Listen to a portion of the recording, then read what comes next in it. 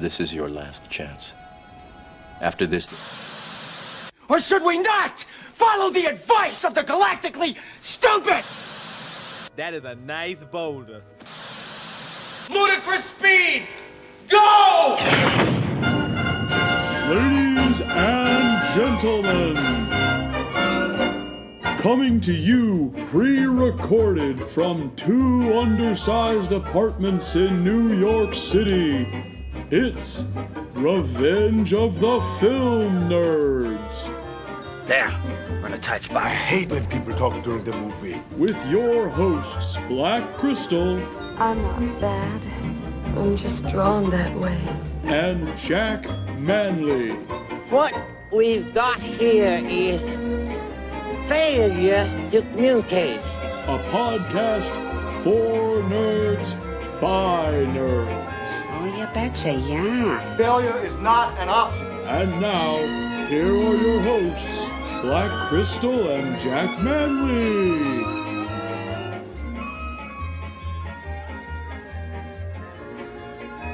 Hey, what's up, guys, and welcome to episode 4 of Revenge of the Film Nerds. I'm Black Crystal, and joined with me today is the lovely, manly Jack Manley, and we are getting into an amazing film tonight.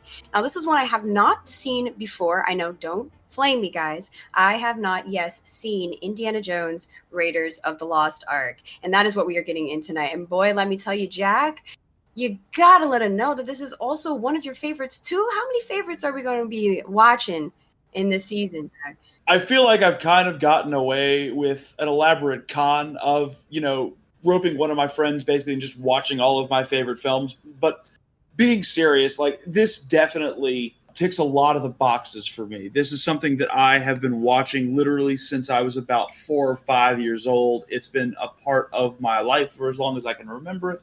And it's going to be a little hard to be unbiased on this one. I will say, though, BK, I do have to razz you a little bit. I'm not going to blame you for not having seen Apocalypse Now. That is high art house. It is, cornerstone cinema. But I know that most, average people, average nerds aren't going to go out and seek out that kind of art house unless film is specifically their thing. Raiders, how did you miss Raiders, BK? It hurts to hear. I think about it, and it was funny, too, right? I remember telling you, I feel like I've seen these scenes. So I think I grew up with the leisure of growing up in Florida and having access to MGM, now known as Hollywood Studios, where they had the live action stunt work Indiana Jones skit. I think I saw that and I thought that was it. I didn't need movies. I was good as a kid, okay? So I thought I knew all of the movies. Turns out I don't think I've seen any of them, and I might have seen the Shia LaBeouf one. Oh dear. So that's not good. Yes. You've seen the flying metal refrigerator, and yet you had not seen the gigantic boulder rolling down the hill. I know. It's disgraceful, Jack. It's tough to hear as somebody who, this is my niche of nerddom. I mentioned it last week, but I grew up with the Indiana Jones films, the original Star Wars trilogy, and the first 16 James Bond films as the cornerstones of my viewing experience. So I came up very much on that suave kind of action adventure style, that space opera that you get from Star Wars. And Indiana Jones, it gripped me as a kid for, I think a reason it grips a lot of people is it is a very tight action adventure.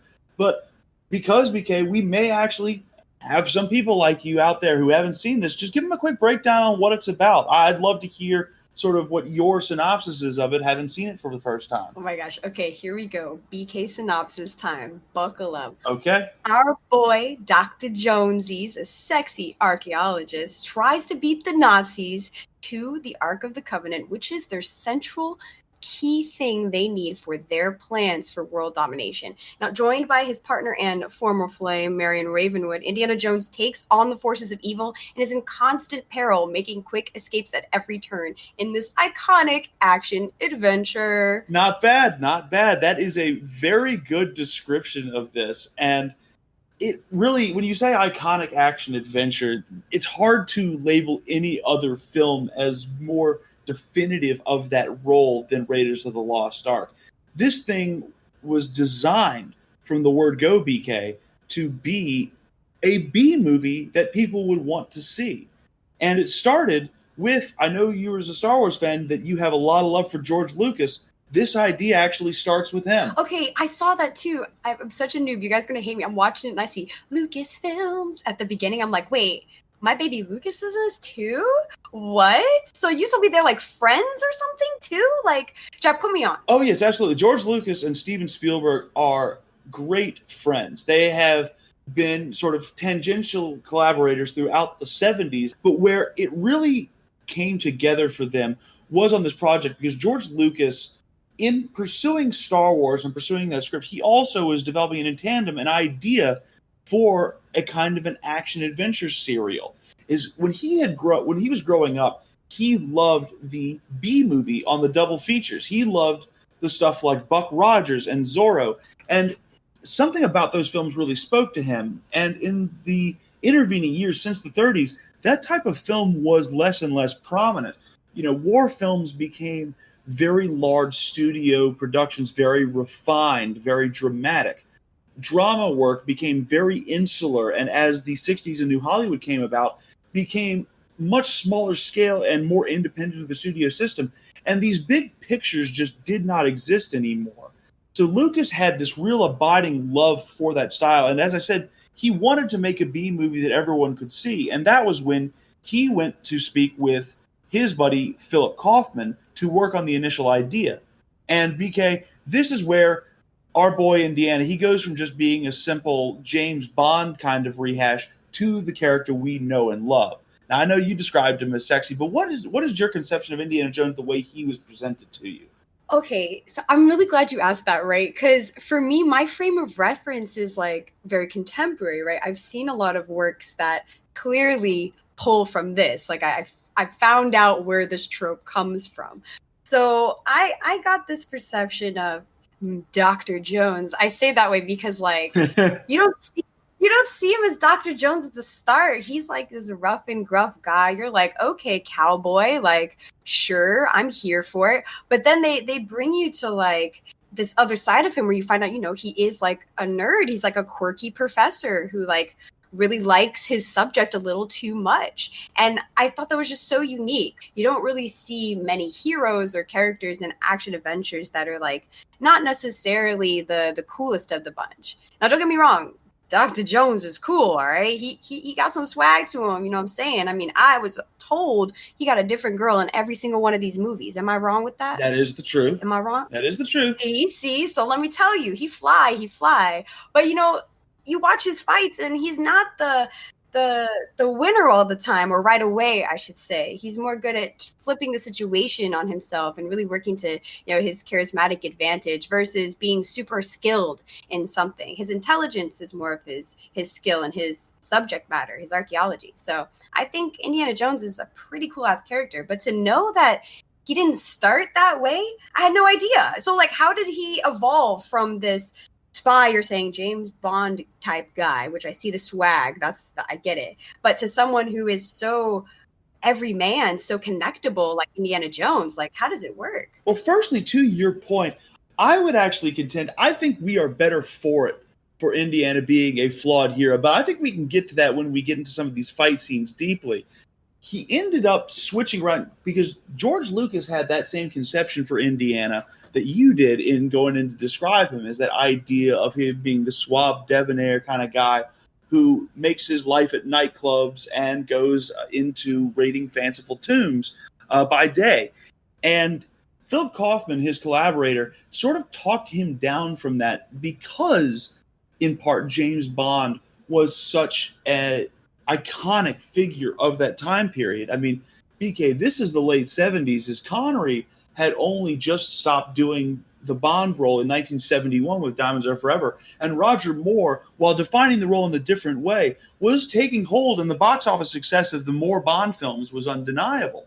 They needed a way to differentiate their character, and so not only was taking him away from that sort of suave role, that suave typecast part of that process, but having him go into a period where he could have a defined enemy and a defined goal was very clear. Is in searching for antiquity, specifically Jewish antiquity in the Ark of the Covenant, they gave him, or Kaufman did, a more clear design on what he would be searching after, what his aim would be. and really started building the idea that the Nazis would be the enemy of Indiana Jones because they were the ones who were obsessed with antiquity. Is in his rise, Hitler was particularly adamant about looting both religious artifacts and great pieces of European artwork. And so Christian and Jewish theological pieces fell into this, either because of their value or because Hitler wanted them destroyed, like he did many works by Jewish artists.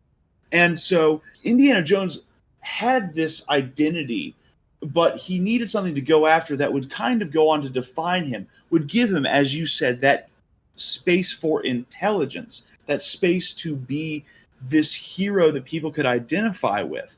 It was all a big sort of long formative process in the late 70s to get this together. And it finally fell to Spielberg when Lucas was getting ready to premiere Star Wars.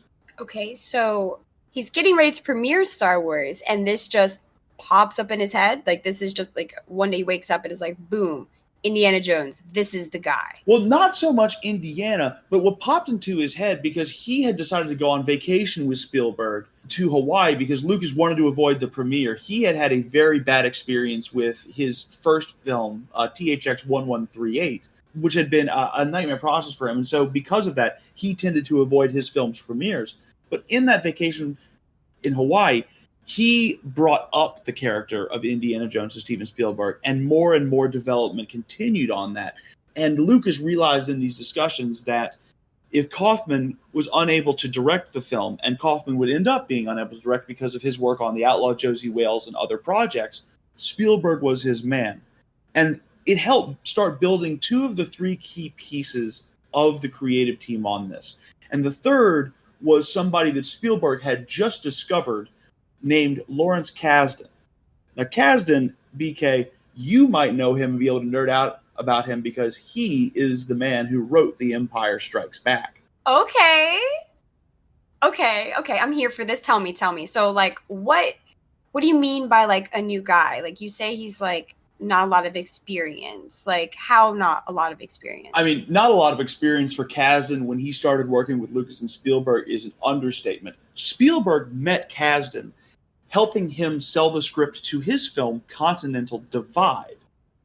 And in the process of this, Kasdan had only worked as a screenwriter for 1 month, BK. Oh, chotomate. Wait. So you mean to tell me these guys are getting like, all right, look, I have this idea. This really cool ass character. He's going to be like the new James Bond, but not James Bond. Check it. He's going to be an archaeologist. It's going to be dope. The ladies are going to love him. Look, my boy Kaufman can't do it. So I got my boy Spielberg on deck. He going to come through. He's going to hook it up. But we need the Holy Trinity, right? I mean, we're doing the Art of the Covenant. We got to make all the religious references. So we need a third piece to the puzzle. And you're telling me that it's some guy, some apprentice, I guess, friend he's helped out along the way of his journey. He's only written one time is getting on this project. I'm astounded. I'm like, I want to be that one guy. Let me be that one guy. Get my career started, please. You know, in a callback to one of our previous episodes, it is the same thing that happened when Dan O'Bannon put Ridley Scott onto H.R. Geiger for Alien. Spielberg showed Lucas the script to Continental Divide, and Lucas was so impressed that he knew this was the right guy. And it turned out to be an incredible decision because Lucas and Spielberg are, as we know, extremely creative people. They do a lot of bouncing off each other. They do a lot of world building. They do a lot of laying those great foundations of truly interesting and unique creative work. But they needed someone to do the heavy lifting of parsing through those ideas, giving them coherence, and getting them down onto the page. In particular, this was something that was very necessary from the perspective of studios for Steven Spielberg. Even with a taut script the way that Raiders became, and it was a widely loved script after it was developed, studios were deeply reluctant to work with Spielberg because he was known at this point for being way over budget. Jaws was a nightmare of a production. Close Encounters ran over budget, but he had gotten away with it because of how great those films were and how commercially successful they were. However, his film right before Raiders was a ill-fated comedy called 1941. I'm stopping myself here a second, BK, because I have seen 1941, and is pretty bleak. It's bleak? Ooh. I mean, bleak isn't how rough it is to watch. It is a 2.5, almost 3-hour comedy about World War II set in Los Angeles, and it is a drag to watch through. It is hard to keep those eyes open for it. It is about as anti-Spielberg as you can imagine for a Spielberg film. And it proved to be that at the box office as well. This film bombed commercially. It bombed critically. And so Spielberg had this kind of anathema around him. People almost wanted him to go back to the days of Duel and Sugarland Express, where he did a small, self-contained little film that couldn't possibly run out of budget and be a nightmare for the studios. Oh man, so they were throwing him a whole bone with this one. They were like, just do this little project, you'll be fine. It'll be good. He won't spend money. Maybe we make a little profit. And the thing is that was exactly the way that the studios sort of demanded Lucas format the way that this was shot. Lucas did want Spielberg and himself to have a lot of rights to the gross, a lot of rights on the final say of the creative, and the studios were willing to go along with this. In fact, Paramount, which was headed at the time by Michael Eisner, there's your Florida connection right there, said that they would do this film, but there would be severe penalties in place if the film went over budget, including loss of creative control, loss of final cut, things that would have given us a very, very different film. And the real saving grace is that the man who came on to produce at the behest of the studio was Frank Marshall. Now, Marshall has gone on to do a real what's what of film. He has produced some of the biggest features of the last 40 years. But at this point in time, he was known for being a small film producer. He had worked primarily with Peter Bogdanovich, who was a darling of the 70s scene in New Hollywood. He had worked with him both on Last Picture Show, he'd worked with him on Paper Moon, and he'd worked with him on Nickelodeon, 3 films that were considered to be very highly regarded art house classics. And the thought was that Marshall had really good experience keeping films on time and under budget.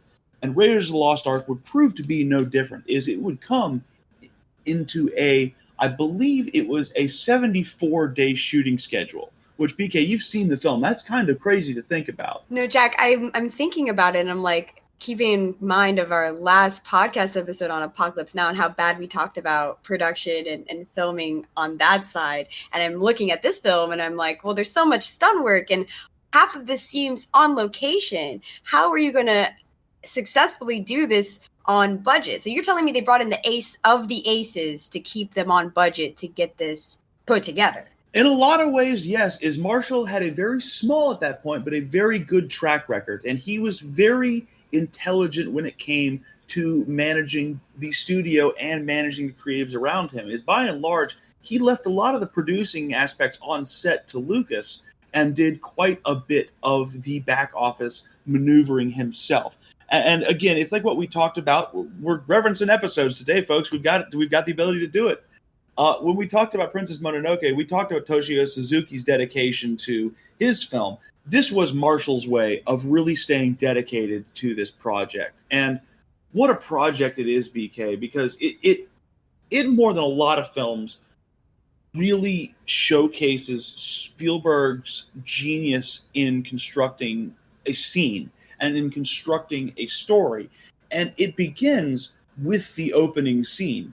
Now, this is something you had actually seen before, BK, out of context. Yes, I saw the opening scene. So I honestly, you guys are going to laugh at me. I thought that was the whole movie. I was like, that's it. Like, that's the big scene. That's the climax, right? So I'm going into this in our viewing for the podcast. And I'm like, okay, how much is left out of this? Where can we go from here? We're already up. But I feel like that's a testament, though, to Spielberg and the story of the film is they really do a good job at immersing you right off the bat and telling a captivating enough story in the first, 25 minutes? I don't even think it's that long. BK, it might even be 15. Yeah, 15 minutes. I have thought I've experienced a whole movie. And then everything else after that was just like, I'm watching bonus material on the main movie. There's a lot to be said about that. Is Spielberg even said on the set of Raiders of the Lost Ark that he is a real fan. He loves having a little one-act play in the middle of his films. And that's really what the opening scene is, but it's a brilliant exercise in establishing a character and establishing a world. We see these sort of outmatched guides trekking through the jungle with this guy who is shrouded in shadow and isn't saying a word, just parsing through what is clearly very forbidden, hallowed ground. And these nervous men are unstuck by the situation. They're, chattering with each other. And this guy's just steadily walking along. And finally, when one of his guides tries to betray him, he just cracks the whip, sends him off running into the jungle to later meet his demise. And he emerges. And really, in just that first emergence, without saying a word, you know what type of man Indiana Jones is. He is that archaeologist kind of grave robber. He's rough around the edges, but he's rough around the edges because of his scientific passion. I think it's really awesome how he does it here, because the investment and the passion behind diving into this tomb at the start of the film, you really feel that. And you feel how motivated Indy is as he's exploring this tomb, when it's really a little odd, I feel, for movies that I've seen that came out around this time. You don't really start in the action like that. Like, if we're thinking about it, like, there's always a lot of build up and a lot of explaining. And like with this film, like, you were in it off top, and that Indiana Jones don't play. Something my screenwriting teachers used to beat into people's heads session after session when we would review scripts is that you need to show people, BK. You can't tell them. Telling people something is boring. Showing them something is exciting. And throughout this scene, whether it is dodging these traps, whether it is surviving as the tomb collapses around him, even as his guide's betrayal is again repaid by an immediate demise, you see the capability of his intelligence. You see that he is at risk and outmatched by a lot of this world of antiquity that is around him, as he is pursuing things that are beyond him, and as a result of that is in constant danger.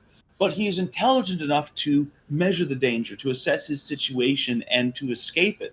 And in getting through the tomb, you feel like you understand him as a character far better than you understand a lot of characters in action movies these days, when you have these little opening preambles before something interesting happens. Oh, totally. Not for 1 second did I ever question who Indiana Jones was. Like, I may have throughout the film wondered, okay, what is Miriam like? What are the villains like? What is he thinking? What's his homeboy at the university thinking? But Indiana, I knew him after that first 10 minutes. That was my boy, okay? And it's not only great because we know Indy after that opening sequence, we also are really, in a lot of ways, introduced to the film's principal antagonist. Is, yes, Indiana Jones does spend the majority of the movie punching Nazis, and we love that about him. But really, his most clear foil, his most clear antagonist is the French archaeologist Belloc, who has found a way, even not going through the tomb, to be more clever, to have outwitted Indiana Jones by brokering a peace with the tribe that holds these lands sacred so that he can get possession of this idol through slick maneuvering. And it sends Indiana Jones running for his life in a very sort of haphazard escape as he is running for his plane to get out of there. And it's interesting to see, again, he really does have to come across as the underdog in this. He's gone to all this trouble, and bam, he's faced down by this native tribe that has been hired by his rival. It is pretty sad because, you're like, oh man, we did this. We survived the tomb. We had the idol. We're out here. We're going to win. Like, Indy does not win for quite a bit, I feel. A lot of the time we're just watching Indy either escape or try really hard just not to lose and get by. It's a cornerstone, really, of how he is portrayed as an action character. And it's even more impressive when you realize that Harrison Ford did the majority of his stunts on this film, and it put him into some very difficult situations.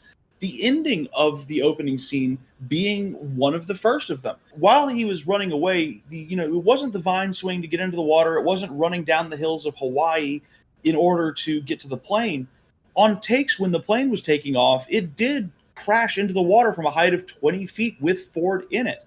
And it was a very, very lucky scrape that neither he nor the pilot were injured in this. Oh my God.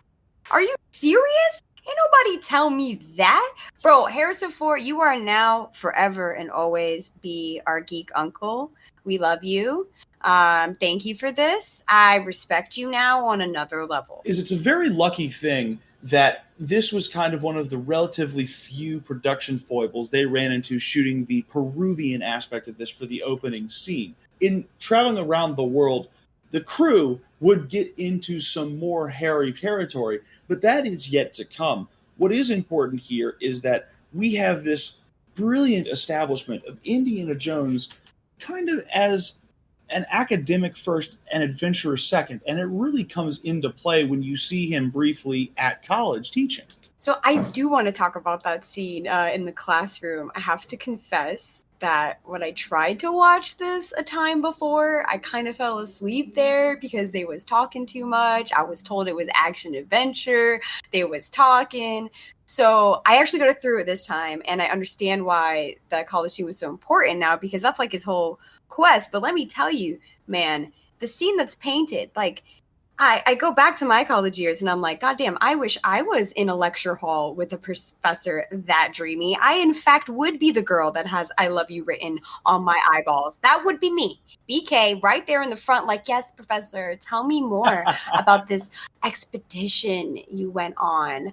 I can see the scar. You have dust. Let me get that dust off you. Anyway, so that is what I feel about that scene, because you're like, wow, he's intellectual. Man could be across the country, raiding tombs, jumping, onto moving planes, almost getting hit with bows and spears to the next day be teaching me. I'm here for that. Sign me. That is my kind of man. All right. That's all I have to say about that.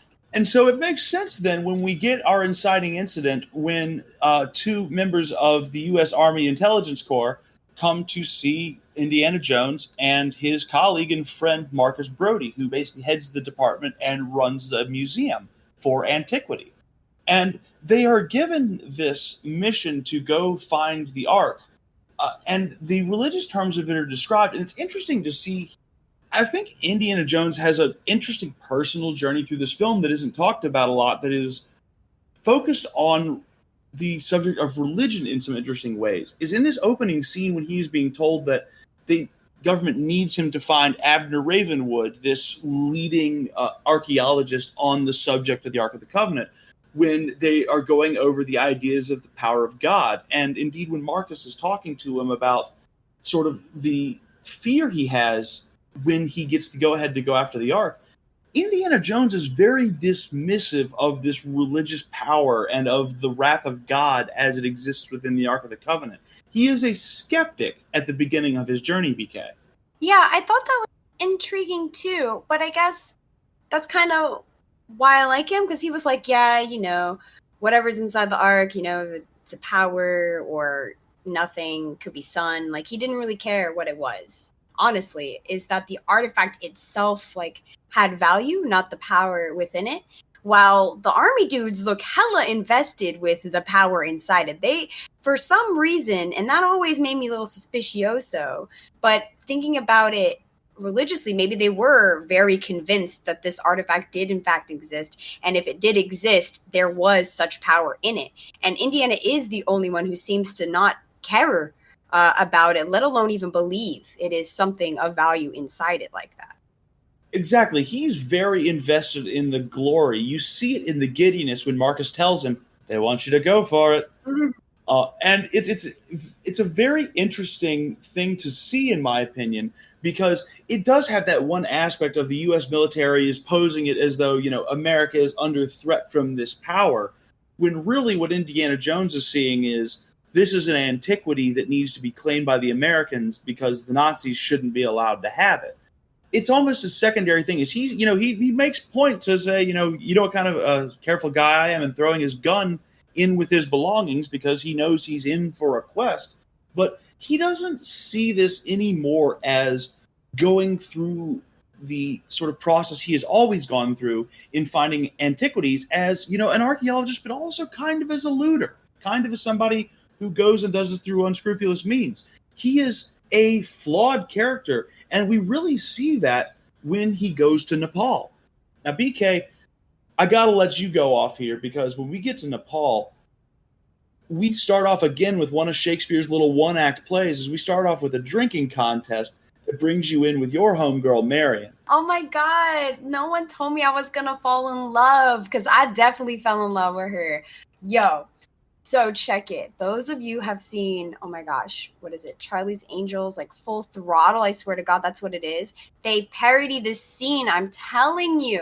And I'm like, why does this scene feel so familiar? So she's like out drinking the hell out of these guys. Like there are glasses upon glasses of shot glasses on this table, and they're going tit for tat, and she is like stone cold. If there was a poker face for drinking, Marion had that on, and that's what she was flexing. And my God, like, drink me under the table, honey. But what got me happy about it was being able to be introduced to such a female character in a very unique way, showing that she was definitely someone who could roll with the boys, so that she was in charge. You're revealed later that this is like her bar. She works here.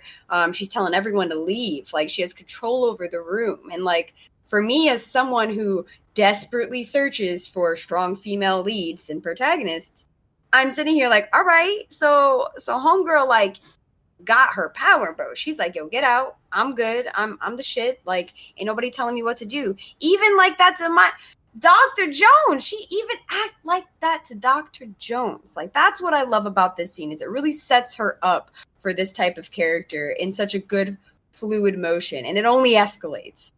Absolutely. And it sets her up nicely, too, as somebody who is not going to skirt around hard facts. Is the thing that she's confronting Indiana Jones about is obviously some sort of illicit affair they had when she was younger and when he was being trained up by her father. You know, it sets up, again, that Indiana Jones is not necessarily this, you know, iconic sort of ironclad hero that Hollywood likes to cast. He is very fallible and has done some horrible things with his life. And Marion is not going to let him forget that. She's not going to be this typical, you know, Hollywood-style heroine who swoons the moment her hero shows up, who's going to be a damsel in distress. No, even when she ends up in peril, Marion is still very active in the way that she goes about exercising her agency through this film. And it's a refreshing thing to see. I mean, Raiders of the Lost Ark came out in 1981. We're only 2 years removed from Ripley. So this kind of character was still rare, BK. So I think it's so awesome because Miriam really is strong, like you're saying, that coming off of Ripley and not seeing a lot of women like that, I was genuinely surprised that a character like her existed in a film like this. It's great to see her, but it's also great that she has this agency, because what it does for the next part of this scene adds to the villainy and adds to the stakes. Is as soon as Dr. Jones leaves, we are introduced to another one of our primary antagonists, the super, super creepy Tote, played by British actor Ronald Lacey. Now, BK, he got this role because he reminded Spielberg so much of classic Hollywood actor Peter Lorre, who always played these very creepy kind of characters in Humphrey Bogart films like Casablanca and Maltese Falcon. He's the guy you would also hear people imitate talking like this. Oh, I know this dude. I've heard of this guy before. Yes. You know who he is, even if you don't know who he is. And that was the aesthetic that got Lacey this role. They needed a Nazi creep, and they found their Nazi creep in Tote. And while Marion's in charge of the bar, Tote, through brute force and through absolute terror, takes control of the situation. He has Marion held down and is about to mark her with a hot iron until our boy Dr. Jones, Indiana, steps back in with his whip. And we get the first real swashbuckling gunfight sequence of this film. And it is a great sequence, BK.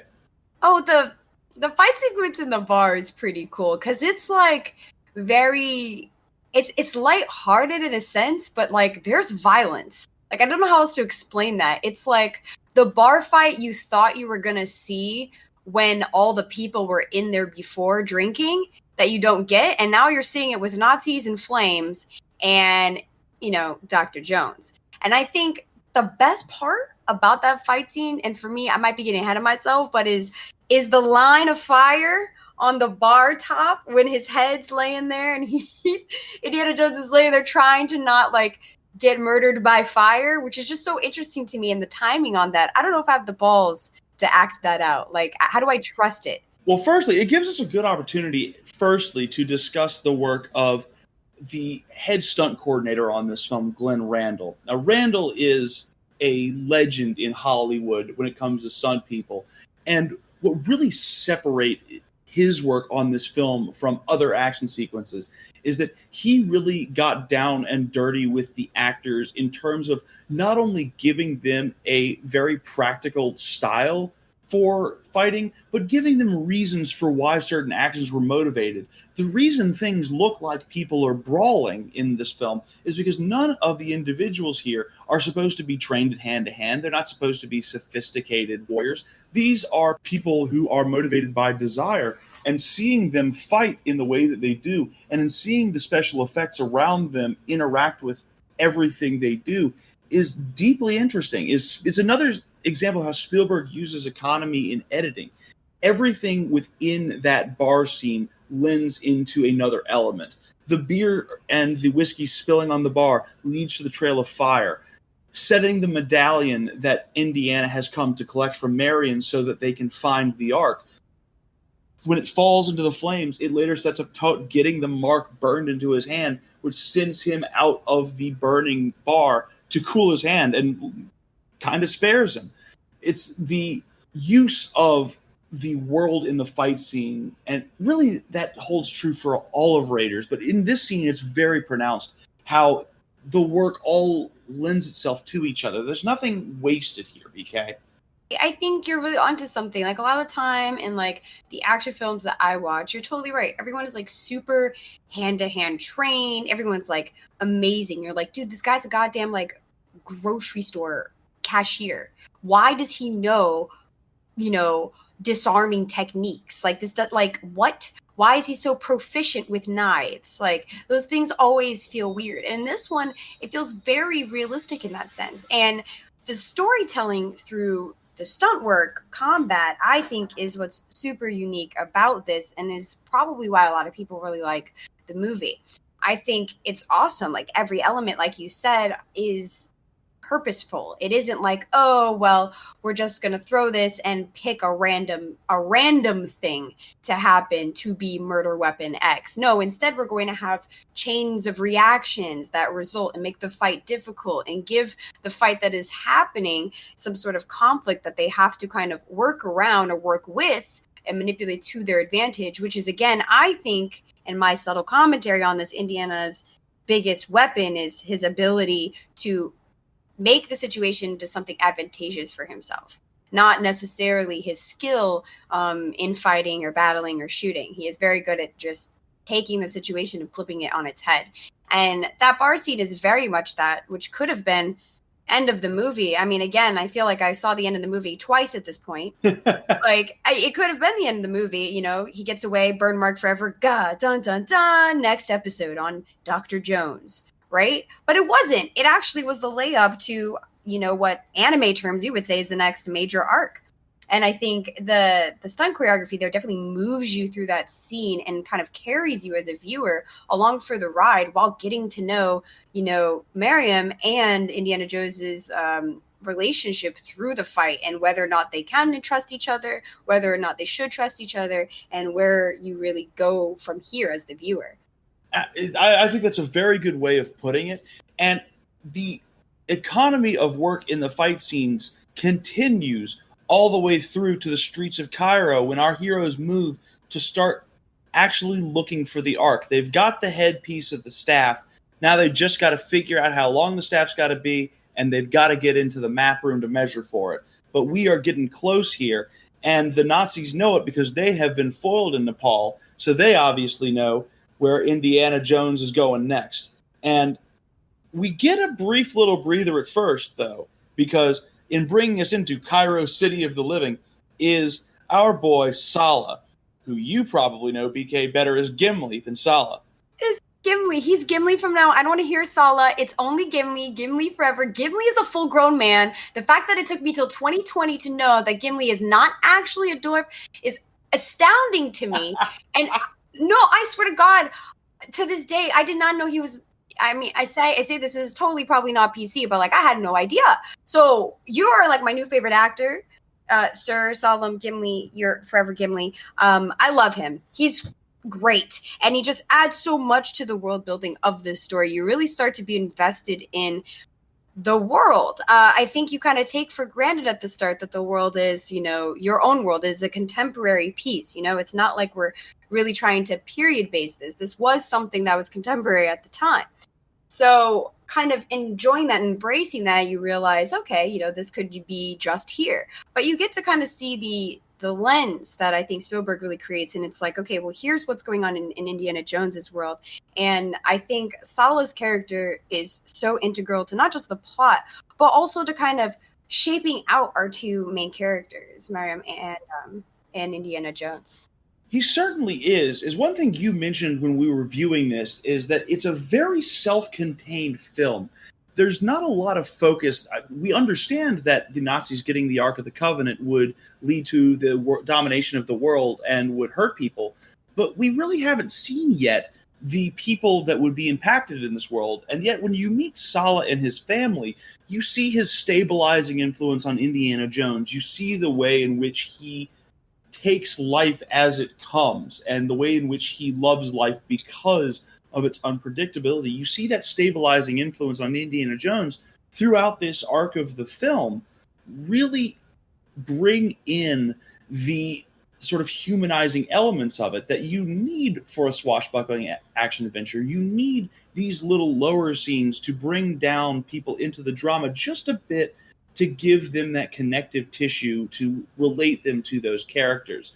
But as is the case with any good action swashbuckling, we got to get to the fights. And as Marion and Indiana walk around the streets doing a little bit of shopping, killing time while Salah goes to meet his guru who can interpret the headpiece of the staff, they get jumped by a couple of guys who are working for the Nazis and trying to get this piece back.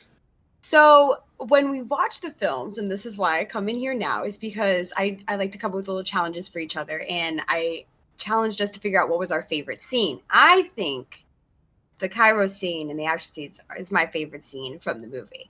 I think the use of the crowd and again, the environment there is just so, novelty for me. It was just so believable and not too over the top. It just got me very invested. So like, I really was believing in this world. Like this was possible. Like an archaeologist could do these things. I'm sure, BK, that the makers of this film are absolutely pleased as punch that you appreciate their work in Cairo, because this was the hardest part of the film for them to shoot from a physical standpoint. The film was shot in Tunisia. Lucas already had a pre-existing relationship with the Tunisian government from shooting the scenes on Tatooine in Star Wars there. So it was the natural choice to go there in order to do these scenes for both going through Cairo and going through the dig. You didn't need the Sphinx and the pyramids. You just needed that setting in North Africa. But when they got there, something around 100 to 150 members of the cast and crew all contracted amoebic dysentery. Is that what they call the Pharaoh's curse? I believe that is correct, yes. Oh my God, I've had that. Okay, I don't know if I should be bonding over that. That happened to me when I went to Egypt. I went to Egypt and I got that, and I was sick when I was there. It sucked. I almost passed out and missed the goddamn mummies. Oh my goodness, BK. I can only apologize for the cruel fate that conspired against you there. Oh my goodness. They shot medicine in my butt. You don't want it, guys. I'm serious. So I can only imagine. I'm trying to imagine. Literally. This is what they come to us for. This is the gripping analysis that they need, BK. I'm sorry. Well, it's the truth. I can't imagine. You said over 140 people of the whole production cast, like contracted that. Like, it's so easy. Like, it happens. It's like a common thing that happens. Their money is not the cleanest, so like it transfers very easily. You get sick. It's like the flu, but like a badass flu. Like, you don't want that flu, man. Like, but you get better and it kills you, bro. So I can't imagine being over there for work and still have to put up with that. So, bro, woo, my God. And that's before, BK, we get to the heat. Is Steven Spielberg, who actually avoided the dysentery because he was eating canned food he brought with him from London. He got so badly sunburned that his face and other parts of his body were swollen for large portions of the filming, as these people went through grueling pain. Oh my God. And of course, Harrison Ford, who did suffer for this film, was no exception, as he was a sufferer with the amoebic dysentery. But it did lead to one of the film's most iconic moments. Now, BK, when we saw the crowd part and our boy with the scimitar standing opposite Indiana Jones, you were primed for a big knockout, drag-out fight. You know, you've seen Marvel movies. You know how it is. The big champion shows up. You got to give him 2 or 3 minutes to fight, right? Here's the brute. Let's go. He's getting it. He's doing his sword tricks. He's like, wow, hitting him with it, striking the poses. Bow. I have sword power. And I'm like, all right, Dr. Jones, show me what we working with. Like, let's go. Square up. My says it's a gun. Blow. That's it. I was like, what? How did that come to be? I felt like also devastated, but also dying of laughter because it was hilarious. No fight scene for you. No fight scene for you. Ford was suffering from the dysentery the day of this filming, and they did try to shoot this sequence. They tried to do a couple of whip tricks. They tried to get Harrison Ford backed into a butcher's station for a little bit of comedy, but the scene wasn't really working, and Ford, more importantly, was physically incapable of keeping up the effort necessary to do this. So in a great moment of ad-lib, he had already been talking to stunt coordinator Glenn Randall on set about why he wouldn't have just taken out his gun and shot other people during this sequence. And Randall, in the sequence that he was talking about at the beginning, when Jones is initially jumped, he wouldn't have time to get his gun. Here, he did have time to get the gun. And so as a ad-lib, beautifully from these discussions with the stunt coordinator, Harrison Ford just takes out the gun, shoots him, puts it back up, and on with the scene we go. That was like pretty much improv. Like, that's like a gem. Best scene, whole film. Like, I could have been, again, the movie ended after this for me. That was it, you know, dun dun dun. The monkey who'll never know. Like, that was it. That was the cliffhanger for the 3rd episode. Like, I was here for it, man. This was an anime series. As I'm like being thrown through this scene in Cairo, I was ready. I was at the peak of my immersion. But we do have to mention it's a tough cliffhanger because we are led to believe that Marion is killed in the explosion of one of the Nazis' trucks. And Jones is despondent upon this. He is drinking himself into the bottom of the barrel. And at this point, he is once again confronted by his old adversary, Belloc. Now, BK, I know that this is one of the slower scenes when he and Belloc have their little standoffish conversation in the hookah bar. But I think it's actually one of the most engrossing because it lets us discuss something you described as the different levels of evil between our villains. Is we've got a couple of antagonists at this point. We've got literal Nazis. We've got Belloc, who is this French archaeologist, who is this slick, smooth operator who will go through unscrupulous means to get what he wants. But they all have very different aims. Yeah, Belloc is an interesting villain. I like him in that sense. Like, he pulls up, he's invested in his own means, not necessarily, you know, working for the big guy, but also someone who, like, likes to, again, like I say, be in the action. He likes to pull up. Like, I always love a villain that likes to just show up and be like, I know you know, okay? And I'm working on it, and I'm going to find out. And if you find out before me, it's still going to be mine. Like, that is Belloc, I feel. It is, but at the same time, what I really think is deeply interesting about his character is that he makes it clear in this scene that he's not really aligned with or very down with the Nazis in any way, shape, or form. He kind of sees them as a means to an end. He is a true believer in the way he's speaking about the Ark and about the Ark's power. It is an artifact to him, and it is about that glory that he wants his name associated with the founding of the Ark. He does. but he does believe in this higher power ascribed to it that Indiana Jones just doesn't. And so it's interesting to hear him say something like, do you understand the Ark? It's a radio for sending messages to God. In this scene, you see that Belloq is going to work with the Nazis. He's going to use this power structure to get what he wants. But he has his own designs on what is going to be done once it's found, once it's put into the Fuhrer's power.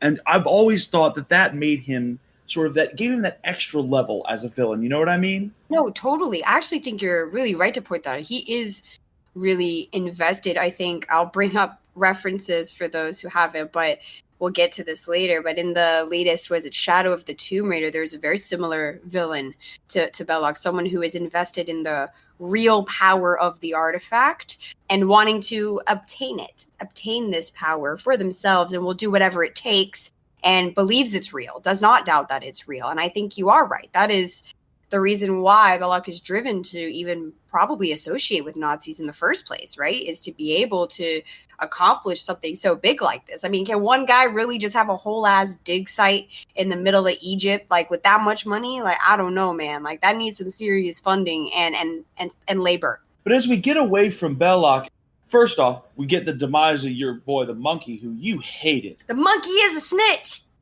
He's a snitching ass monkey, bro. I don't like that monkey. I was like, oh, the monkey's so cute.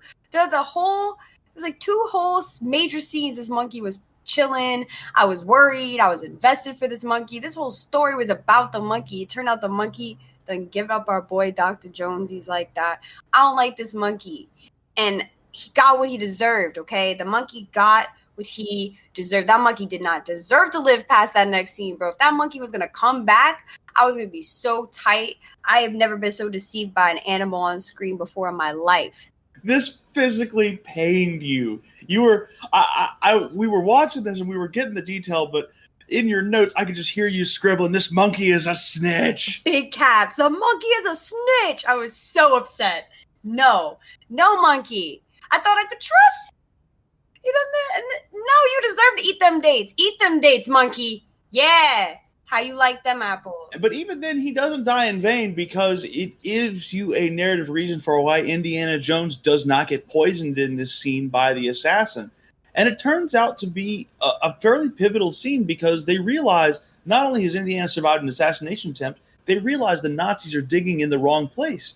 So there's a real sense of hope as they head out into the desert and to the map room to try and start finding the Ark. They really think they're going to be able to get this out from underneath the Nazis' noses, BK.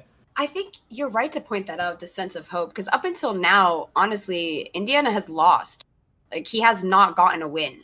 And his girl is supposedly dead up, right? Like, she is blown to smithereens in his eyes up until this moment. So they need a win. So nearly escaping an assassination attempt is probably the best win he has in his book. True. Coupled with them having the potential to figure out the proper location here if they can make it to the map room, like you said. And I think leads into my next favorite scene, and might possibly be yours, I believe, which is the map room. I think it's what I waited for when I think of Indiana Jones. I think of that scene and the starting scene. The map room is a great sequence. It's not quite my favorite. That one's coming up, rest assured, folks. But I love the map room scene for a couple of reasons. One is it's such a very simple, and again, with Spielberg, economical sequence. Is there are no lines down in the map room. Everything that takes place is, Sallah has a couple of lines with some Nazis who see him and quickly, shoo him away thinking he's at the wrong site. But Indiana is down there doing his job. You see him figuring out this puzzle with his intelligence, and you see him put the staff in the right place. But it becomes more than just the simple act of finding the right place to dig for the Well of Souls. It is marked by this real sense of wonder as the beam of light starts moving down across this model of the old city of Tanis where the Ark has been laid to rest. You see Indiana with this sense of real hope of anticipation on his face.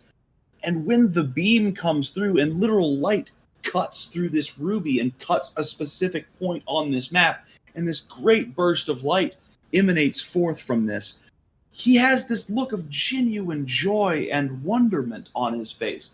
It's his first real exposure to the power of the Ark, to the power of this religious artifact. And it's a very subtle place where he starts to change as a character. You know, I'm glad you pointed that out. I do think you see Indiana Jones get a little bit more invested here. From then on, you know, it was personal, I think, after losing his girl, but you know, so we might as well finish this to the end. I always got that kind of energy. But then once you get to the map room and the artifact actually works and you're able to find the location, it definitely feels as if that childhood innocence, like pure just nerdy geekiness was like peaked by physically being there and doing the tombing thing. I don't know what else to call it. Excavating, raiding. Why don't we just say it? Tomb raiding. Right? Let's call it like it is. But to see Indiana Jones actually doing that and enjoying it, you can see that this is what he does it for in that moment. It was like, he is invested now to see this through to the end. This is no longer just a throwaway. This is something that I'm invested regardless. And I think that's very important to know from that scene. It is. And hey, bonus guys, as he and Sala are searching around for information, turns out Marion's alive, folks, as the Nazis did not just put her in the back of a truck of explosives. She has been taken and been kept captive in Belloc's tent. You know, I like the tent scene because it's a very interesting scene. I'm glad we find her because Indiana's like, all right, well, let's get her out of there. But then he kind of hesitates. And it's like another show of his intelligence of that, you know, if we release her and she's missing, they're going to start looking for him. And they're behind enemy lines right now. You know, we are all up in Belloc's, in the Nazis' dig site. Like, they can't know we're here, or we're not going to be able to get to it first. So I think it's very smart that Indiana doesn't free her. And we do get that sense for a brief moment of a surefire, like, reassurance of hope. You know, not everything is as bleak as it looks to be. We've discovered this. We might actually be able to discover this Ark before the Nazis. It's a really nice scene, too, because, again, it doesn't, you know, it was criticized at the time, Indiana was, because people who reviewed it thought it was kind of callous that he didn't save her in this moment, that he was more focused on the treasure than on her. But really, I think it's kind of interesting looking at it 40 years on and seeing that, Marion kind of gets to go through, because of not being saved here, she gets to go through the effort of saving herself. As Indiana and Sala are, with a couple of diggers, working on opening up the Well of Souls in the middle of the night, Marion is busy using whatever she has at her disposal, including her feminine wiles, to escape from Belloc in a dinner sequence that plays out more like a cat and mouse game than a nice time. Oh, cat and mouse is a great analogy. Also, the way you said feminine wiles, I'm dead. I'm dead, Jack. Hey, it's a nice semantic phrase. It hasn't been used since like the 40s, but I like the way it sounds. I do too. We need to standardize that. Say that more often, people. Hashtag feminine wiles. Feminine wiles. Oh my gosh. I think it is right, though. You are right. She does get a chance of agency. She does not get saved by the hero in the middle of the plot. And it's, Deus Ex Machina. She's good and just is arm candy for the rest of the film. Like, no, in fact, this conflict is not over, but we've reinstilled to the viewer that we care about her. She matters to not just the viewer, but also Indiana. We want to see them be reunited for real. So when we watch Marion finesse her way through this entrapment is the best way to explain it. It's very fun because she don't play. Like, she does not put on a damsel in distress act, which we usually see a lot of the time when it is a woman who is captive, who tries to play on the captor with her femininity. I think what's cool is that she is very much herself. She embodies being herself to get through this situation and not putting on an act. I think that's a great way to put that, BK. And I've always loved about this scene is that the little details, again, get you here, because as the dinner is starting, in a wide shot, almost as a throwaway while Belloc is coming in, Marion realizes that she is within striking distance of getting her hands on a knife. And you see her throughout the scene going through the trouble while keeping this act up of concealing the knife, this only weapon she's going to be able to have to actually finesse her way out of the situation. And it's cool to see her play, do things like playing drunk like she was in Nepal, and lend, something from a previous scene, informing something in this scene. And it was cool to see because when you were watching it from your first viewing, you said something I thought was particularly prescient. Who is really the captor and who's really the captive here? For a while there, Marion's almost got Belloc completely captive and completely enamored. I thought that was so funny. I was like, and not for a second did I think she was drunk. I was like, oh, she playing him. She's going off on him right now. He doesn't know what's in it for him. And I thought that was so great. And not only did the whole who is being captive really play onto each other between those two, but it also even played at a wider scale. Not only did the story double down on that, they introduced the true, captor, which would be how we say this guy's name. I hate this guy's name. Toad. I mean, Toad. I hate it. Think about Toad. He's a bag. He's a tote. He's a bag. He's a bag.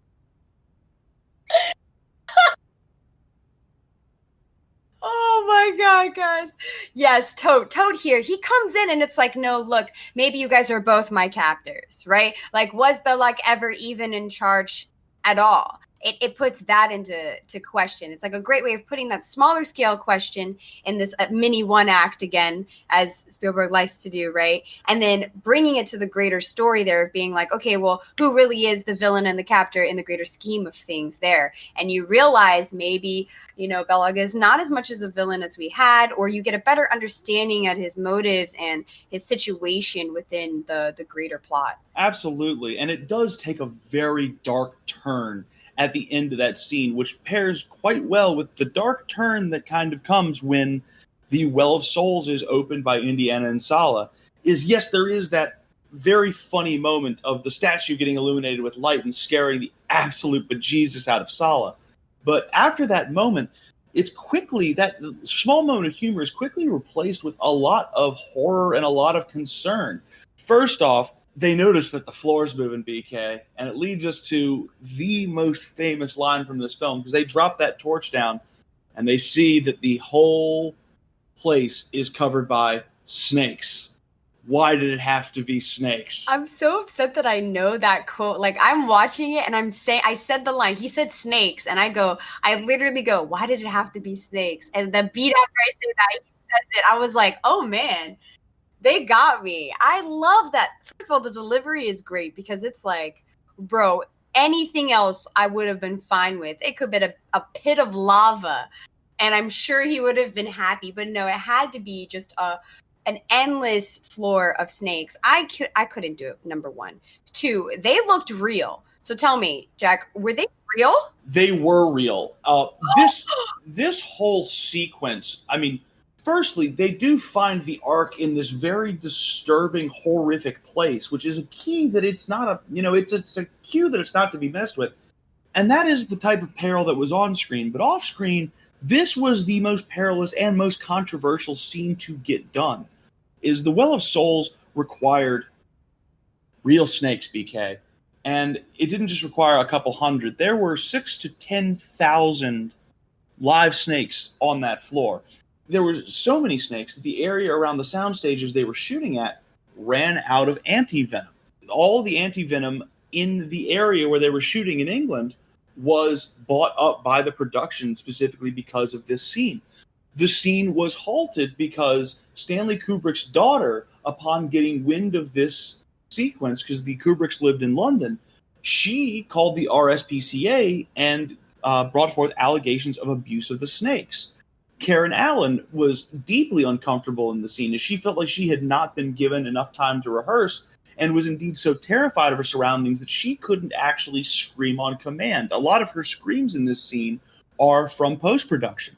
So it was a very fraught and horrifying scene for them to shoot down in the Well of Souls, this lock-in by the Nazis and then this escape, as it was fraught with production problems and probably the most terrifying moments of the script. I'm shook. So I don't think anyone likes snakes. One, like we talk about, if you like snakes, you're listening to this right now and you like snakes I know one person, my sister. That's a problem. I know a couple reptile fans. Shout out. All right, fine. You know what? If you like reptiles, do you? But that many? I don't know, bro. Take a look at that scene one more time. Run that back right quick. It's on Netflix right now. Right? Go check it out. Look at that scene and tell me, snake lovers, if you are truly comfortable with that many snakes in your presence. And you said anti-venom. They are actually venomous snakes. Like, you're not playing. Yes. It is. It's a common misconception that you can defang a lot of poisonous snakes, and that is fine. It's actually a very cruel thing to do to a snake, is they need that venom in order to feed, in order to eat. So if you need a cobra, you're getting a venomous cobra. If you need asps, you're getting venomous asps, because taking out those natural safeguards they have, those natural hunting abilities they have, is cruel. So ironically, the snakes had to be dangerous to the actors. And it's a scene you would never see filmed today. You would see the snakes CGI'd. You would see very few risks taken. But this was that era of big budget productions where you would do as much practically as you could. And it lends to the aesthetic of the scene. And it's a scene that stays horrifying even when they escape, as Marion has this moment where she is confronted by the bodies of those who have been buried in the well of the souls with the Ark. It's almost like a horror film in this scene down here, BK. I mean, they do get out of it, but it's a horrific experience. No, you are right, Jack. It is a horrifying scene. They start with the snakes. They start with Indy being afraid of the snakes. Then they're like, oh, not just the fear of snakes, but being trapped forever in a tomb with snakes. Just kidding, we're to throw another person in there only to heighten your anxiety and add another factor of being trapped in there with snakes. No. To then proceed to convolutingly jerry-rigging the statue to break open the door to where the mummies are, which now are just popping out like Disney style, like springboard. There's like the Haunted Mansion in this piece, like just coming up at you. I'm so good. That whole scene had me like uneasy, and I know they knew it. They knew it too. So I will say kudos to them for doing that. But my God, you were rude. Whoever did that sound design. No. It's, Ben Burtt is a genius. He's responsible for Star Wars and is one of the godfathers of sound in Hollywood, like Walter Murch on Apocalypse Now. But yeah, Burtt pulled no punches with a lot of this stuff. And I think it's a really interesting moment. I always tried to wonder what it meant as a kid. And what it meant in, the immediate future, after this film was made, is that it, along with Temple of Doom, sequences like this would lead to the birth of the PG-13 rating. Indiana Jones gave us PG-13 because Raiders is a PG-rated film, because the only alternative would have been to make it an R-rated film. And Spielberg and Lucas knew that would cut off the box office and desperately wanted to make sure this got a PG rating. But this is why we got that middle there. So from a practical standpoint, that's the significance of this scene, among others. But in the context of the story, I think it's really one of the clearest warnings we get that the Ark is bad news for anybody who profanes it or anyone who tries to enact its power greedily. And so because of that, it's as they escape the tomb and they get out of this peril, they are, I think, now a little bit more knowledgeable about the real cost of the Ark in a tertiary kind of way. I see what you mean by that. Like, look, people are gonna go the extra mile for this. Like, this isn't just some sort of item we want for clout or for recognition anymore. Like, I feel like up until this point, Indiana really just thought they wanted it because maybe it was valuable, like, or they just wanted it so that we couldn't have it, not because there was this true power in there. And I think really the severity of and kind of how rude they were as villains, just putting them in that situation, like, that's just rude, man. Don't throw nobody into a pit of snakes. Like, why would you do that? Like, you are, because they're Nazis, BK. They're bad people. Yeah, I don't know what I was expecting from them, but I thought being locked in the pit of snakes for me was probably one of the scariest things ever. And then still having to be level-headed to flip that situation on its head, find a way out, and then think of a plan of how to proceed next. Because now we know who the real villains are, right? The Nazis are, in fact, the real villains. And they be doing some villainous stuff from here on out. Without question. And it leads us into two of the more iconic scenes in the film and two of the better action sequences. Is right as they get out of the Well of Souls, they immediately find themselves on a Nazi landing strip with a plane that factors in big. Now, this is cool, I think, to discuss from the aspect of special effects and from the aspects of staging, because Spielberg had, you could tell, had a lot of ideas for this airplane fight.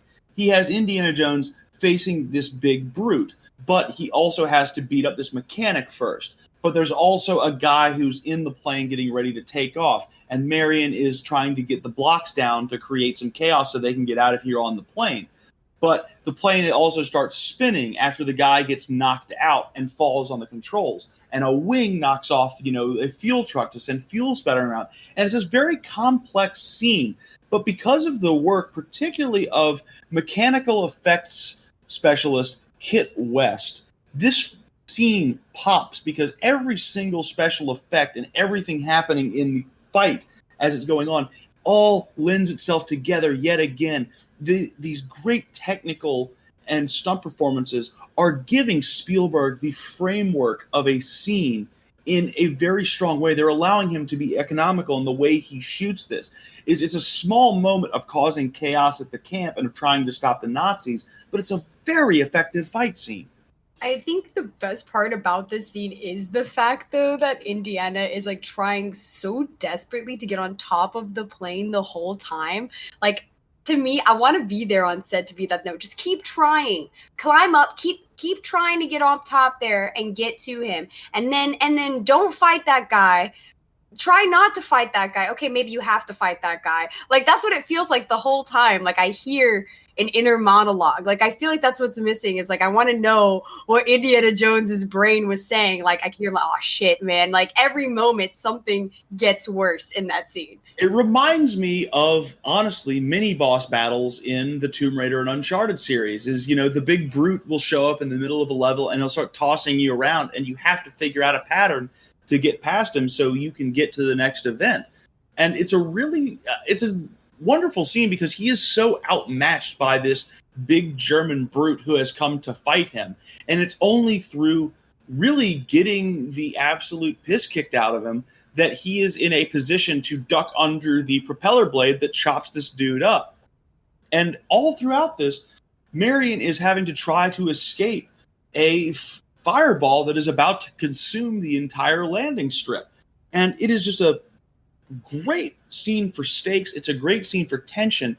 And it also helps because it gives our characters this moment of success. They've gone through it in winning this airplane fight, but they've got that moment of success. They're starting to put the antagonists in the film on the back foot a little bit. Yeah, I think that is the one win they have at that point, really is like, okay, cool, like we might actually have a chance at this. And it's great because at this point you're like, man, like can Indy catch a break? Can he do anything? Is he going to be successful? I mean, he's good at staying alive, but you need to do a little bit more than that.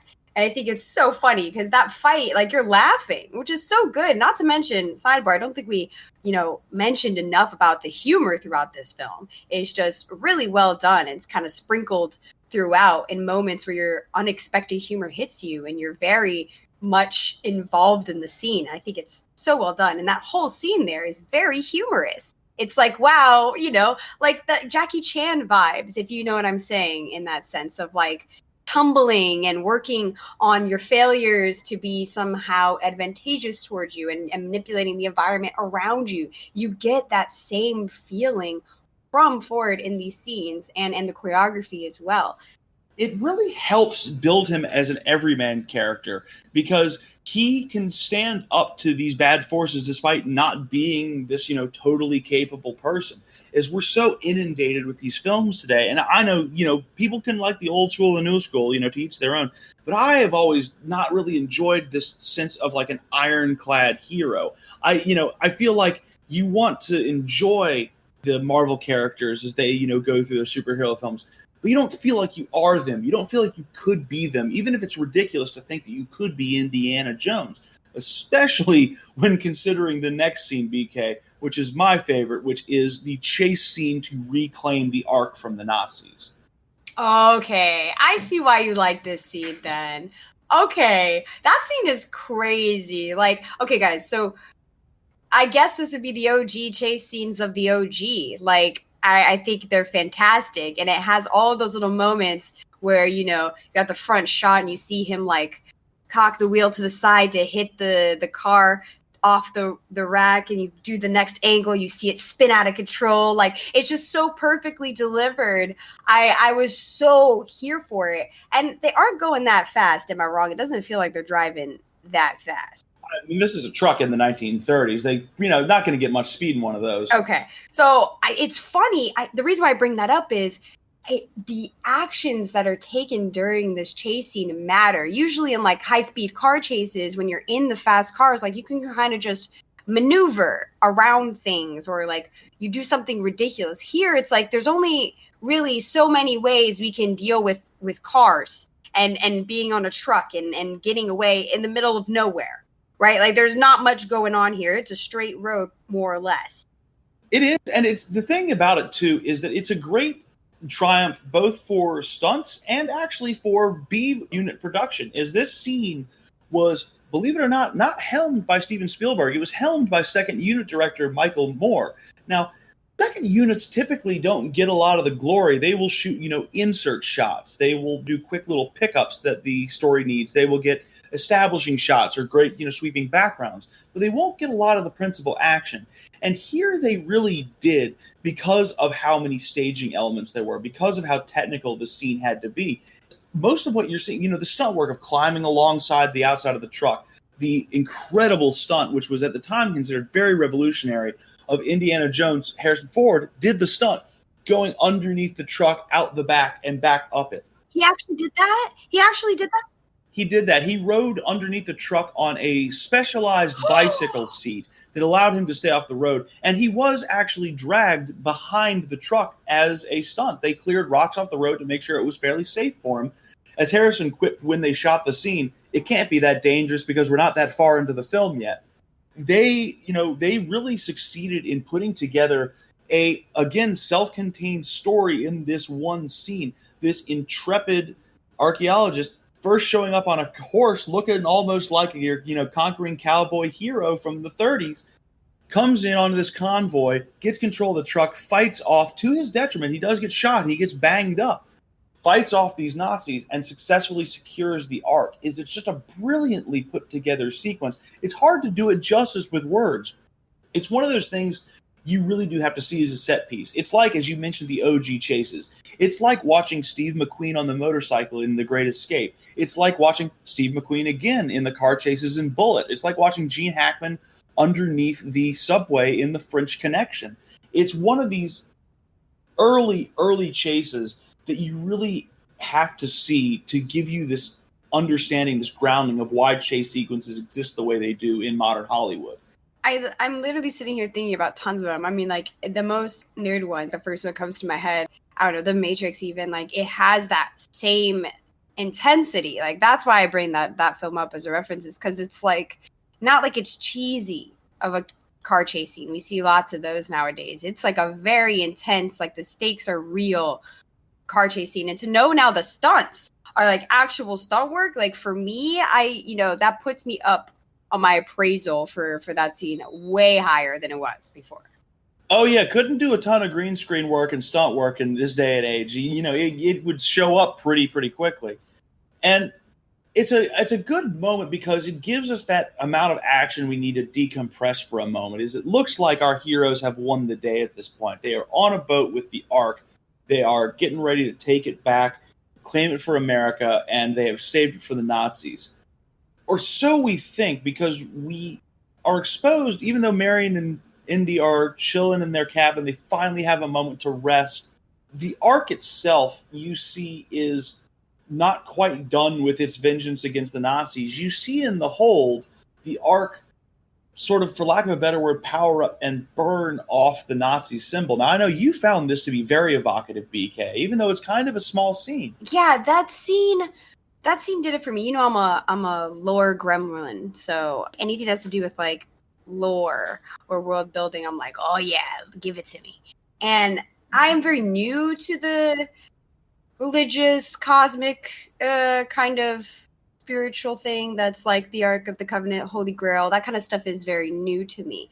So while I'm seeing this power emanate from this box, it's really the first time we've seen anything kind of cosmic or power related. Everything's been very realistic up until this point, and it's just an artifact still, like kind of having the audience fall into that trap of believing Indiana's perspective of the artifact itself. But then the movie itself quickly reminds the viewer that no, this magic, this power, this spiritual energy, whatever it is real, and it itself is a threat, not just the Nazis, but it alone. And I think it's very integral to the tone for the remaining act of the film.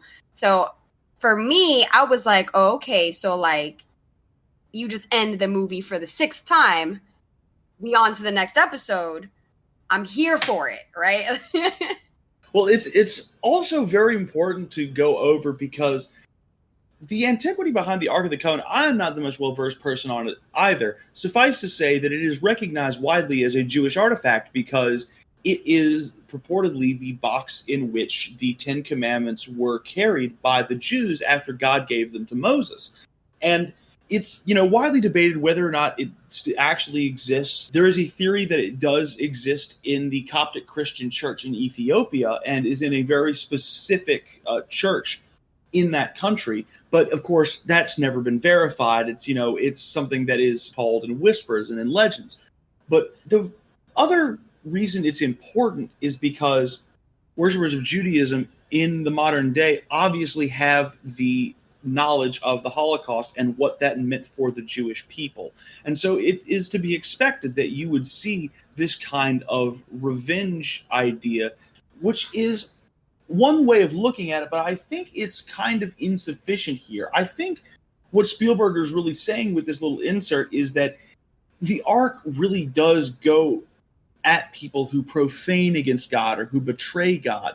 And through all the actions these people have taken through being as evil and as insidious as they are, they have clearly profaned God, whether it's a revenge fantasy or not. And so that's why the emblem is completely burned off of the box by the power of God.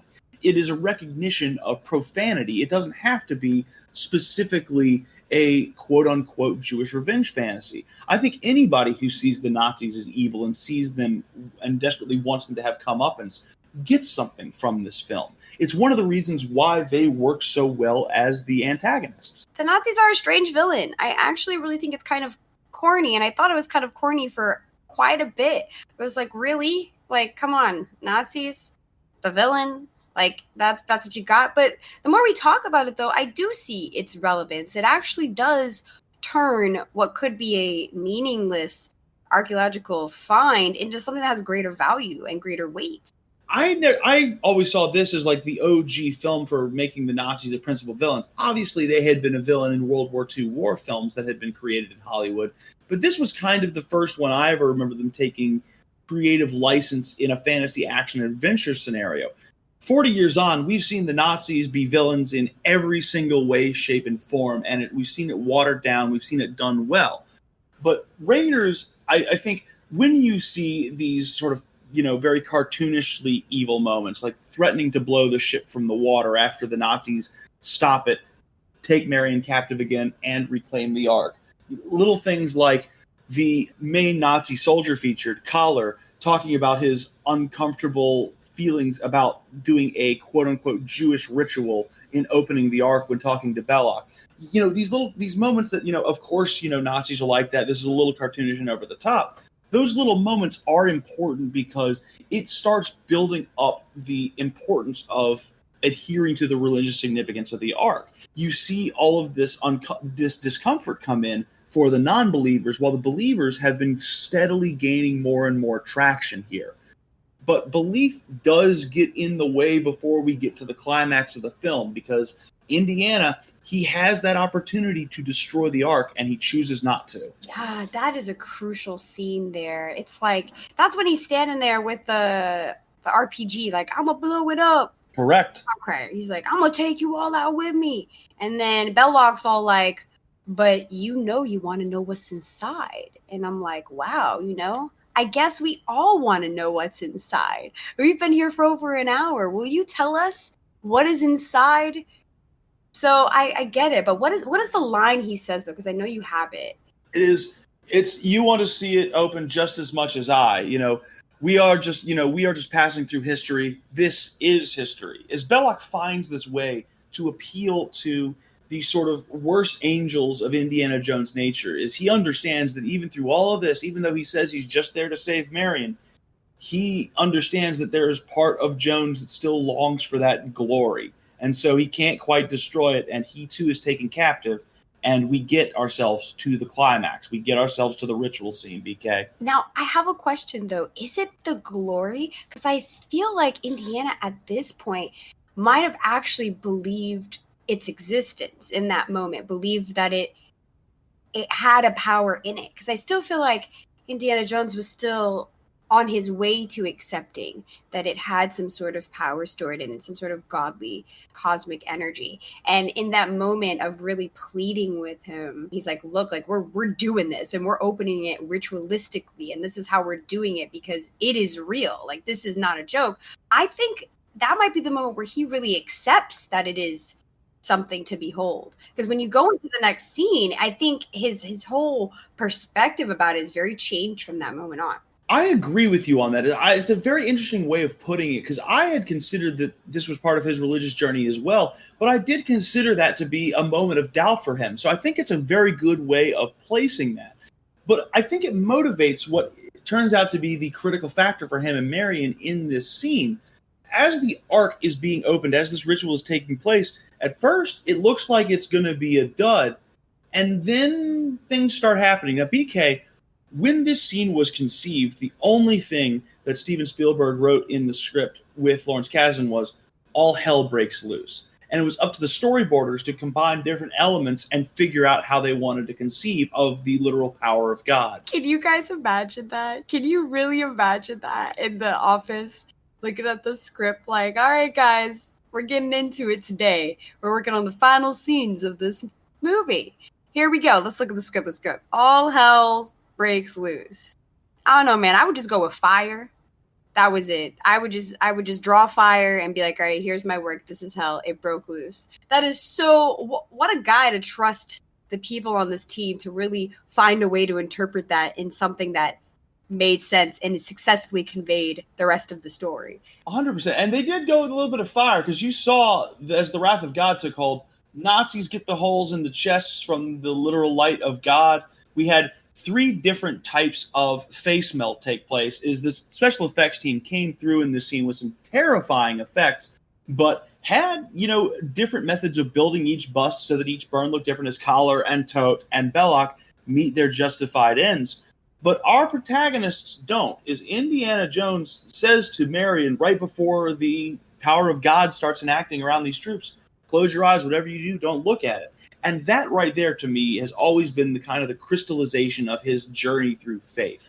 He started off this film as a skeptic, and these events that he has gone through have left him, a man of science, certain that this power does exist and it can't be trifled with. He earns that eye close. It's not just a convenient way to keep our heroes safe in this scene. It makes narrative sense based on the journey that Jones has gone through. And that, I think, is one of the most significant moments of the climax. I think you're right. Also, even like having Marion kind of question it, like, actually close my eyes. Are you sure? Like, just do it. Don't look at it.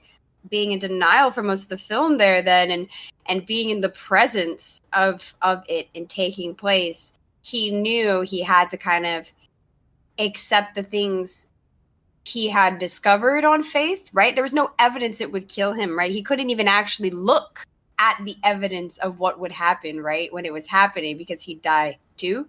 So he kind of had to accept that and take a weird leap of faith in trusting that even just closing your eyes would be enough to save you. Very much so. But at the end of the day, our heroes are saved. They do get the Ark, though it is taken away from them, and it's stored up, with all those government secrets, that little conspiratorial touch at the end. I love that touch, though, at the end. I'm like, yo, Warehouse 13? Like, right? Want to get in there. It's like Area 51. Exactly. And we do get a nice moment of closure for Marion and Indiana there on the steps after the meeting where the government has taken seizure of the Ark and has hidden it, which is, I think, a really good way of bringing the characters full circle, of bringing their relationship there. And that scene happened almost by accident. We only get closure for those two because George Lucas's wife, Marcia, suggested it when they were going through the editing process. It was a reshoot. Really? It was a reshoot? Oh, wow. Yep, just one of those little pickups that just helps the film come together. And boy, did this film really come together for both Spielberg and Lucas and for the film industry as a whole. I mean, this film, when it came out in 1981, it spent 40 weeks in the top 10 highest grossing films. It did lose its spot at the top of the box office gross to Superman 2 when it came out, but it kept steadily gaining steam, and it stayed a high grossing film in theaters for over a year. It is, to this day, the quote-unquote leggiest film of all time, which in film terms is the distance between the weekend in which a film has its highest gross and the time it takes to achieve the overall gross. Like, it was a powerhouse for the studios, and it was desperately needed because the end of the new Hollywood era, while it gave us great critical films, the studios were in financial decline from 75 onward, and they needed a way to rebound, and this film almost single-handedly rebounded the fortunes of Paramount by its influence. And it doesn't even stop there, BK. It was the hottest selling VHS in 1985. It was one of the first VHSs to sell over 1 million copies. The story structure of this thing has gone on to inform every action adventure that followed it, including the Marvel films, including the Star Wars reboots, the Tomb Raider franchise, as we mentioned. Uncharted has been influenced by this. Assassin's Creed has been influenced by this. And to this day, Raiders of the Lost Ark is such a ubiquitous and such a beloved film that it is still topping polls of great films in 2020. The LA Times just listed it as the #1 summer film of all time. This thing is possibly the most quote-unquote American film that you can find. I'm glad you said that, American film. You know, you are right. It has the spy, hero, cowboy tropes all wrapped in a nice bow that is Indiana Jones. And it is fairly family friendly, if I do say so myself. So I think knowing these numbers, though, I'm looking at these notes, guys. We take very extensive notes when it comes to films. We take this for serious. And 40 weeks. What? Like, I can't. Like, films that are that successful, like, for such a long period of time go to show also like rewatchability, being able to go back and see it again, vetting it for your friends and then being able to enjoy it multiple times just because it has so many nuances to kind of pick up, and it being the originator of all of these references that we see now today. I mean, without this movie, we would not get the Tomb Raider games about 15 years from then ever. So for me, that is crazy. So as a gamer, hardcore gamer, I really think this movie has serious significance for us in our lane. It does, and it does so many. Again, I can't preach about Lawrence Kasdan's story structure enough. Is this guy created a way of showing action heroes rather than telling us that they're great, giving us events within scripts that could build characters. And that influence of Raiders and the way it builds, along with the way that Star Wars built its characters around the same time, it has influenced everything in the action genre since it has influenced every adventure you have seen on screen in the last 40 years. And I think, BK, that's why it's time for us to get to that rating space. Oh boy, let's go. Now, I got to give it a 9.5. And I'll tell you why I just took that half star. Is I recognize through all of this brilliance, there are a couple of continuity and production errors in there, which adds to the charm of the film, but there are imperfections to it. It's not quite the perfect film in my view, but the story is brilliant, concise. The directing is next level. It is just a little weird to see like Marion get from the cockpit of the plane that she's locked into to the gunner's pod at the back of the plane.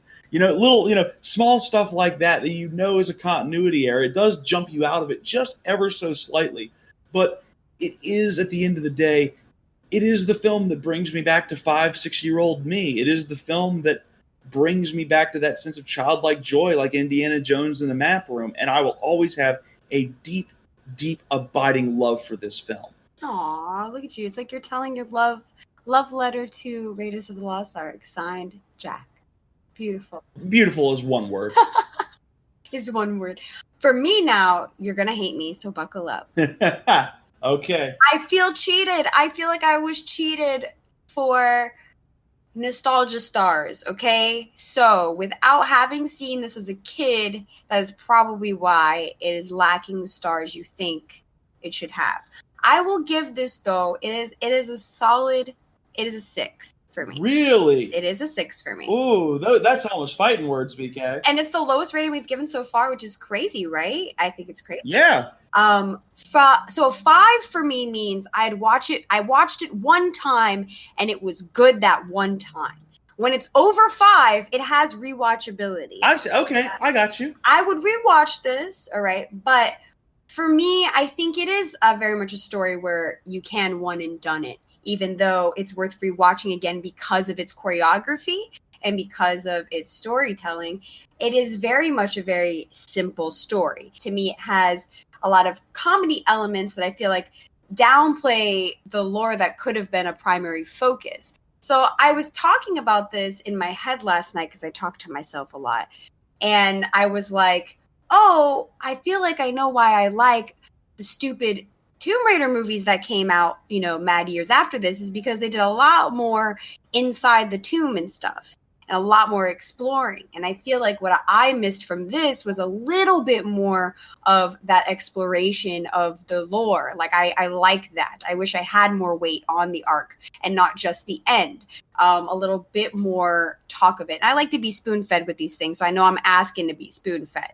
But for me there, it didn't quite hit with that spectacle.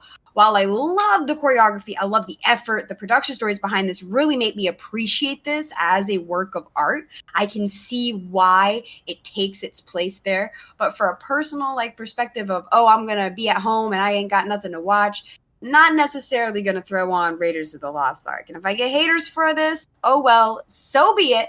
But that's the TLDR from me on BK. It's gonna be a 6, guys. Okay, BK. I will accept your 6. I will apologize to the audience for your profanity. It is profanity. I'm sorry. But being serious, I can understand, especially since it sounds like you've got a pretty steep curve once we get up to those higher numbers. I can dig it because it doesn't have to be a film for everybody. I think that I would tend to disagree with you on the Tomb Raider films because I tend to like that very high-minded story concept. That tends to be something that speaks very strongly to me as a person. You're much more of a world builder, and I can understand and appreciate that aspect of the Tomb Raider films in that they have that broader focus. They give you more of the world rather than more of the character. And that might just be where we differentiate on looking at these films. But when it comes to world building and it comes to giving you that fun, diversionary action adventure that we all love and enjoy, we're getting into one I think that we're going to agree upon next week a lot more. BK, you got to tell them because I know you love this film as much as I do. What we got coming for these people in week 5? Oh my gosh, week 5, we hitting you with the 5th element, guys. We are just cheesy like that. 5th Element, 5th podcast. Let's go for it. Oh, I am so excited, so hyped to see this. I've seen it once as a kid, and I've OD lurked and looked on some wikis and done that, and I have not experienced it as a full-fledged woman. So I am so excited to watch this and watch it with you, Jack, because we are going to get some really cool insight I know I missed when I watched it. And to learn about the behind the scenes, that's what I'm looking forward to. I'm looking forward to a deep dive in that too, because this is a movie I kind of only know as a movie in a lot of ways. So the research aspect is going to be fun for me because this is one of those ones. My parents had all of those movie channels when I was growing up. So my teenage years, this would be one I'd be flipping through the channels. I'd see it on, maybe it would be 30 minutes into it, maybe be an hour into it. I'd stop flipping through those channels and just gear into it and just follow along with it because it is a beautiful sci-fi work done by director Luc Besson, who is a true pioneer from the European scene of action film.